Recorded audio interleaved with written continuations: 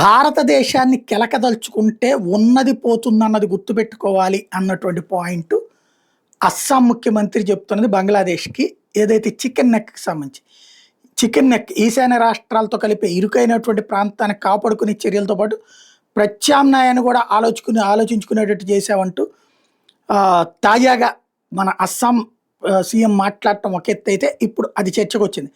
బంగ్లాదేశ్ మొట్టమొదటి chicken neck దకిన్ Dinajpur నైరుతి గారో hills మధ్య 80 కిలోమీటర్ల పొడవైన ఉత్తర బంగ్లాదేశ్ కారిడార్. ఇక్కడ ఏదైనా అంతరాయం ఏర్పడితే మొత్తం రంగ్పూర్ డివిజన్ బంగ్లాదేశ్లోని మిగిలిన ప్రాంతాల నుండి పూర్తిగా వేరు చేసేయచ్చు. రెండవది దక్షిణ త్రిపుర నుండి బంగాళాఖాతం వరకు 28 కిలోమీటర్ల పొడవైన చిట్టగాంగ్ కారిడార్. ఇది భారతదేశపు చికెన్ నెక్ కంటే చిన్న కారిడార్. బంగ్లాదేశ్ ఆర్థిక క్యాపిటల్, పొలిటికల్ క్యాపిటల్ మధ్య ఏకైక లింక్. నువ్వు చికెన్ నెక్ మీద కన్నేస్తే ఇదిగో ఈ 2 నెక్కుల్ని పీకేస్తాం సొమా అంటూ తాజాగా ఆయన చేసిన వ్యాఖ్యలతో ఓ పక్కన చర్చ నడుస్తుంటే రెండో పక్కన ఏదైతే బంగ్లాదేశ్లో షరియా చట్టాలను విధించాలని బంగ్లాదేశ్లోని రాడికల్ ఇస్లామిస్టులు ఆ దేశ తాత్కాలిక అధ్యక్షుడు ఎండి యూనస్ మీద ఒత్తిడి తీసుకొస్తున్నారు. ఓ పక్కన చైనా నా సేవలను బంగ్లాదేశ్లో మోహరిస్తా, నీకు అప్పిస్తా, నాకు మీ ఎయిర్పోర్ట్ ఇవ్వని ఒత్తిడి పెడుతుంది. ఇంకో పక్కన చైనా ఆధిపత్యాన్ని తగ్గించడానికి మీ దేశంలో నేను పెట్టుబడులు పెడతా, నేను ఎయిర్ బేస్కి యాక్సెస్ ఇవ్వండి అని అమెరికా ఒత్తిడి పెడుతోంది.